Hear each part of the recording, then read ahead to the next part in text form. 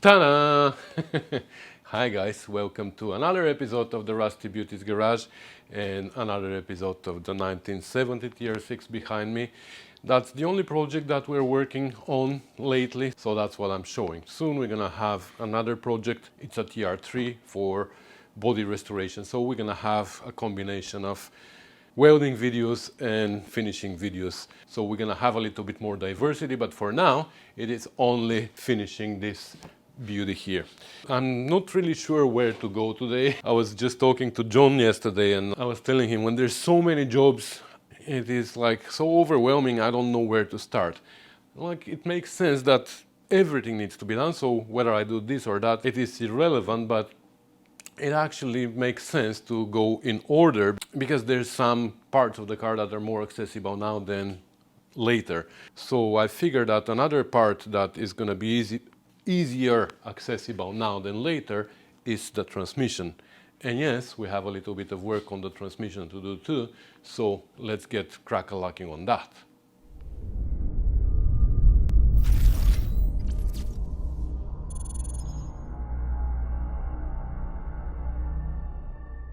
So as you can see here, now that we still don't have the dash components installed and everything, it kind of makes sense to work on the transmission a little bit. And what we have to do is we have to pop up the top cover and install a reverse switch right there on this boss, because this is not the original transmission of the car. The car originally was with a non-overdrive transmission, and I actually even installed the non-overdrive transmission before on this car. And then later John purchased this A-type overdrive transmission that is supposedly rebuilt by a well-known company here in Toronto. The transmission and the overdrive were freshly rebuilt. I never tested it, but we trust that it was freshly rebuilt. However, it doesn't have a reverse switch. Right here is where normally the reverse switch goes, or here. The reverse is the third shaft here. You know how we have 1, 2, 3 shafts here? This one is for first and second, so that's why we have this switch here, which is telling the overdrive when we are in second gear. The one in the middle is for third and fourth gear, so this switch here is telling the overdrive when we are in third and or fourth gear. And the shaft on the left is the one for reverse. So that's where normally we have the reverse light switch, here or here.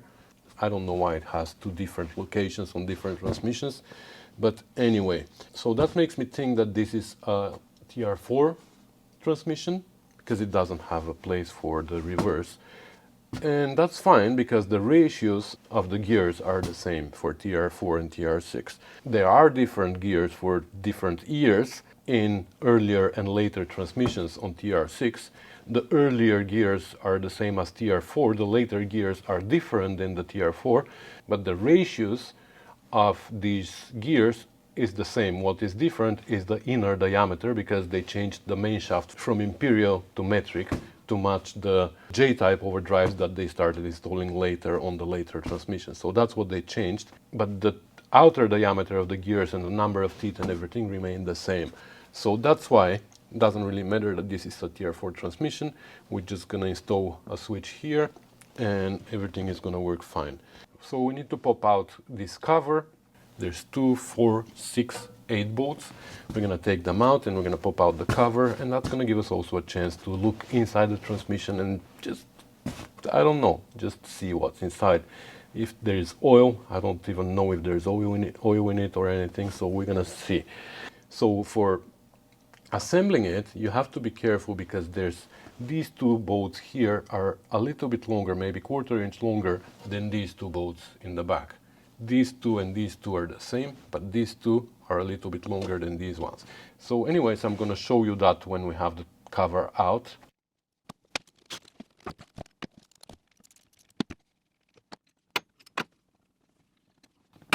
Okay. So before we take it out, we're going to make sure that we are in neutral, because it's going to be easier to assemble it after. And it is. So I'm going to pull out the cover. Wow, that was easy. Okay, let's take a look inside. Okay, so let's look at it together. quite literally, because I can't really see. I'm gonna be looking on your screen, so yeah, totally dry, no oil. So we're gonna fill it up with oil before we close it. But okay, that's normal. Yeah, these kind of look like new synchros. Anyway, good. So yeah, well, definitely it's not a TR3 transmission, right? Because it has a synchro on first here and synchro on second. The TR3 has a different rear hub here, so it's probably a TR4. I know, probably with the commission number somewhere. Do we have it? CD47394 CD D9, whatever. Okay, I might look up these numbers later and see what they mean. Anyway, looks like, yeah, it's rebuilt, no oil, so we're gonna have to fill it up with oil before we close it, and we're gonna go from there. So let's go on the bench now and look at this part. Now, before we start dealing with the reverse switch, I want to show you something here and emphasize the importance of the length of the bolts. It's because of this height here. You see how here we have a step. So these two bolts need to be shorter than these two bolts. And sometimes people don't realize that, and they put the long bolt in this hole, but what happens is, because this bolt is way too long, it bottoms out into the hole before it's tight, and somewhere here it is tight, but you still have more to go. So people just keep torquing it, and it just strips the threads. But not only that, the other problem is that they take the short bolt and they put it in the rear end. And when they put it in the rear end, only 2 or 3 threads are showing underneath. And of course, when you tighten a little bit, they strip this hole as well. They strip the first few threads. So then when they realize, they take it out, they put the long bolt in, but now the long bolt is also holding on 2 or 3 threads because the first few are stripped as well. So now they strip even this. So that's how sometimes people end up with stripped holes, not only here in the front, but also in the back. Just recently, I had to fix a transmission that was stripped like that. So I installed helicoils and I was able to tighten all the bolts. Anyway, that's what I wanted to highlight. Don't make that mistake. Put the short ones here and the long ones here.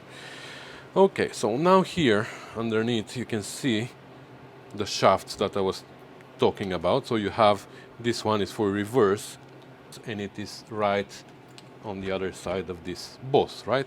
So all we have to do now is drill a hole here, tap it, and install this switch there. So I have this switch and I have a copper washer. Normally they have a fiber washer, but I'm pretty sure a copper washer is gonna hold too. Yeah, you see they have this old style gasket material washer, you know what I mean? But I think we're gonna install copper. So I've done that before. I've drilled hole for the reverse here without removing the shaft from here. Now everything is dry, so we're gonna be able to blow out the shavings after from inside. I'm gonna try to remove this gasket because maybe we can reuse it. I don't know why people install gaskets dry. In my opinion, using some sealant of the sort of the aviation forma gasket that I use the brush on is the best option, but different people, different schools, different opinions. That's only my opinion. Anyway, okay, let's talk about thread sizes now before we start drilling. So I've seen these switches before with 14 millimeters thread, and I think these are this style. If I undo this one, probably it's gonna be 14 millimeters. Well, I'm not sure, maybe not. But anyways, the new ones that we buy, they are 16 millimeters threads, so they are metric, 16 by 2, and this is the coarse metric thread. 2 stands for the distance between two threads. So the distance from one to the other is 2 millimeters. And there's also fine metric thread, 16 by 1.5. That's where you have 1.5 millimeters between two threads. So this is 16 by 2. And I double checked that with my die, 16 by 2. That's how it starts. And yeah, 16 by 2. So I also have a 16 by 2 tap.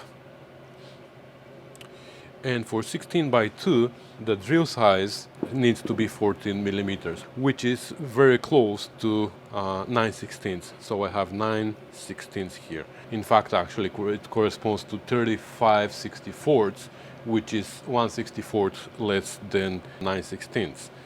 But this one is 14.09, and for what this is, it is perfectly fine. I mean, if we were building an engine or something, yes, it was going to be super important not to go a little bit over, but this is 0.1 millimeters bigger than the required drill size, so it's going to be fine for what it is. So let's go drill it. And you see on the early transmissions, on TR3 transmissions, I believe, there was a dipstick here in this location, and then they removed the dipstick, but you see the casting is still the same, they just didn't drill it. So it is a very early transmission. I'm pretty sure it's a TR4. Okay, so we clamped it on the vise here, and it is very important also to use the proper die to support your corner here, right? Because if you use the wrong die, it's not gonna be level.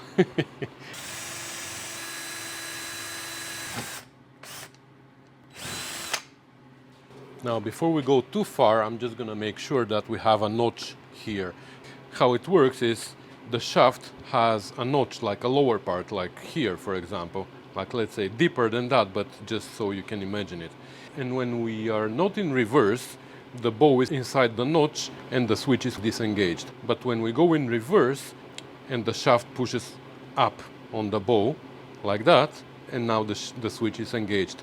So before we go too far, I want to just make sure that we have a notch there. So I'm going to put it in reverse now. Come on, stay down. Yes. Yeah, that pushed my screwdriver up. There you go. Yep, so we have a notch there. There always is a notch, just not drilled. So let me drill this hole now.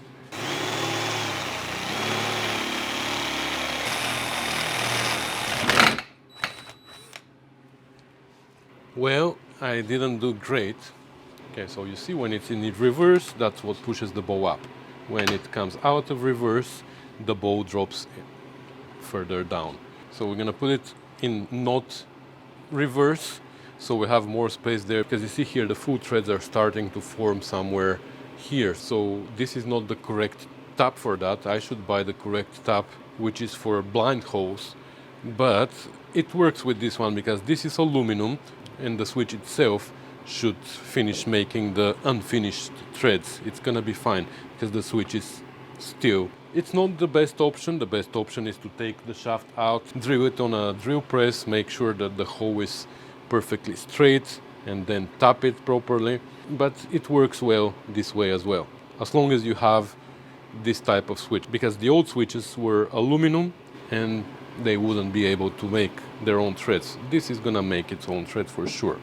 So we're gonna spray WD-40 there. A friend of mine, Eugene, told me that WD-40 is much better lubricant for making threads in aluminum than tapping fluid. Tapping fluid is for steel.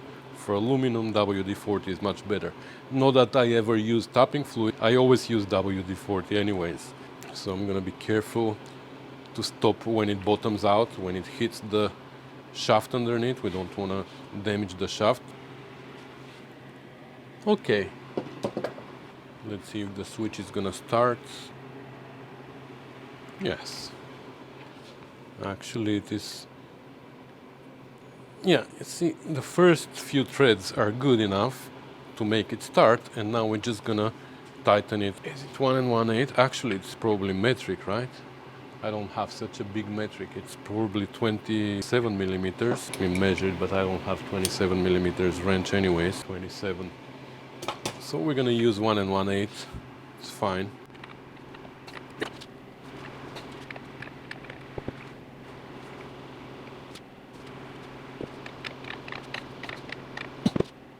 Okay, it went all the way in.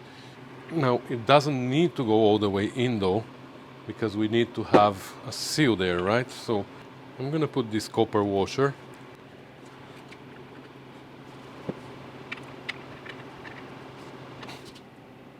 Okay, it looks good. So first of all, let's see if it's gonna allow the shaft to move. Yes, it does. No problem.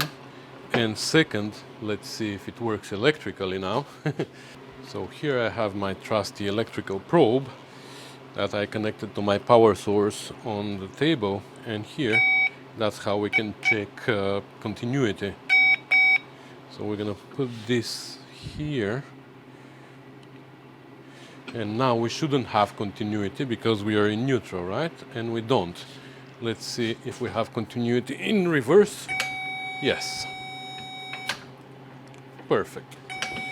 I'm gonna shake it a little bit.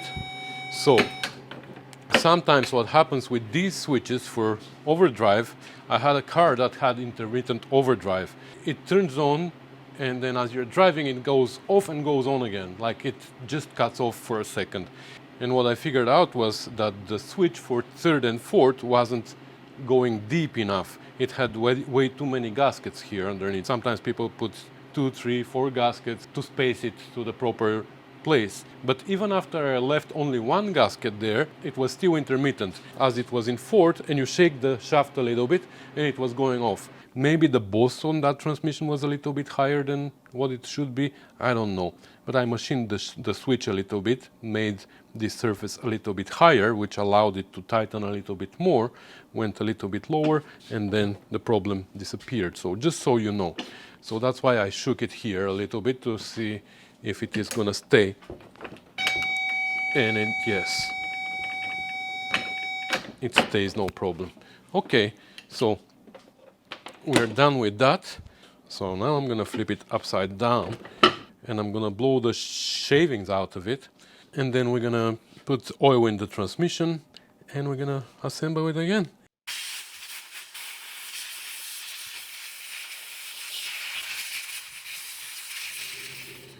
Okay, so this is what we're gonna use for oil, non-detergent, 30 weight, and I have a few more bottles of this, and then I'm gonna have to start ordering it by Valvoline because Castrol discontinued it. But also Valvoline makes non-detergent, and Motomaster that we have here in Canada. And I know there's lots of discussions about the oil that you should use with overdrive. Some people even put 50W20 motor oil. Some people want gear oil. Anyway, for me, the non-detergent was working good so far, so that's what I use, and that's what I'm gonna use here. So a transmission with A-type overdrive takes about 2 liters. So let's see. So we're just below this rib here, which is where the filler is. So you see, this is the filler. You can't really see it from here, but it is just below this rib. So we have enough. Okay, so while I was putting gasket maker on the gasket, the level actually went a little bit low. I guess oil went into the overdrive as well. So I topped it up and now we're good. So now we left it in neutral, and we're gonna make sure that our shifting mechanism is also in neutral, which it is.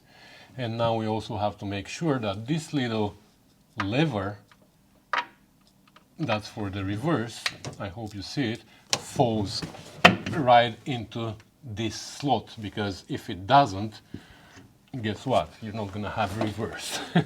So as I'm dropping it, I'm gonna be watching it, because this can move, right? It can go back and forth. Of course, the 2 forks need to fall right on top of the hubs.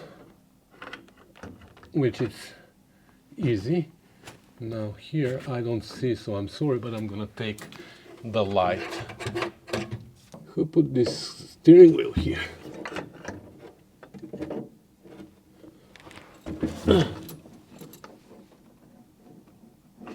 Okay, it's right there. We're gonna put the bolts, and then of course we're gonna test it to see if it goes in all gears. So again, the length of the bolts is important here. This is where the long ones go. That. And this is where the short ones go. And the 4 short ones are all the same.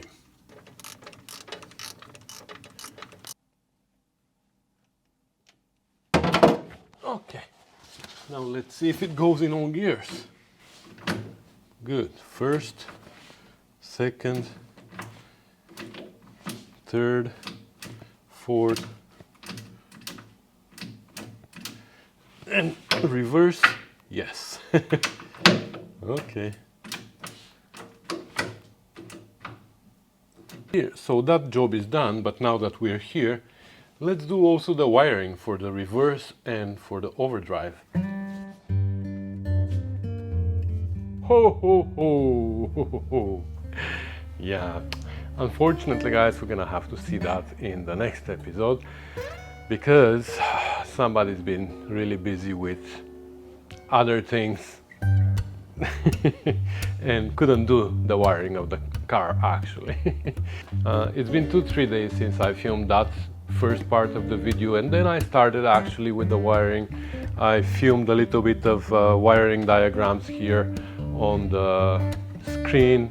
I explained how we're gonna wire it, but I couldn't actually do the wiring and film it and edit it for you before Christmas. And Christmas Eve is tomorrow, and I wanted to record my Christmas message for you guys. So that's where we're gonna end the video. So hold on. Oh yes, love that sound. So yeah, it's been busy the last 3-4 days. We've been running around with my family for preparing for Christmas and all that, you know, everybody's very festive. So anyways, after Christmas, between Christmas and New Year's, hopefully I'm gonna be able to work a little bit more on the car, even though Nick is coming, and we're gonna be working on the Mazda probably, hopefully too. So it's gonna be back and forth anyways. So talking about being festive and all that, it's the end of the year, you know, it's a good time to reflect a little bit and see how the year was and to make wishes for the new one that is coming. So my year has been probably the best one out of the last few. Things are going well with life, with work, with everything. I'm crazy busy, which is a good problem to have, as I keep saying. I mean, I was a little bit worried about the winter, whether I was gonna have enough work or not, because everybody puts their cars away, and I was thinking, yeah, maybe I'm gonna be working on my GT6. However, as you know, I have the 70 TR6 here. I'm expecting a TR3 to come after New Year in the beginning of January, and I'm gonna continue to be busy. There was also other people who made requests for the winter, and unfortunately I have to turn them down. I said I don't have time even in the winter. But anyways, that's, like I said, a good problem to have. So I'm thankful for that, and I'm also really thankful for all of you guys who are supporting me in one way or another, whether through Patreon, through PayPal, or through just donating parts or tools, or even with all your Christmas wishes that you send my way. It is really, really overwhelming, guys. Can't believe that there's so many people who are being so nice to me, and that's really, really appreciated. So anyway, I'd like also to send my Christmas message to you guys, to all of you who celebrate Christmas or you have different traditions that you follow during this season. Everybody around the world has something to celebrate. So Merry Christmas and season's greetings to everyone, and I wish you all the best and fantastic moments with your families and friends during those holidays, and all the best for the upcoming 2024. Let it be the best year for everybody and for all of us in our Rusty Beauties community. So once again, guys, thank you for everything that you do for me. I really appreciate it, and I hope in the next 24 our Rusty Beauties communities doubles and triples and quadruples in size. So Merry Christmas.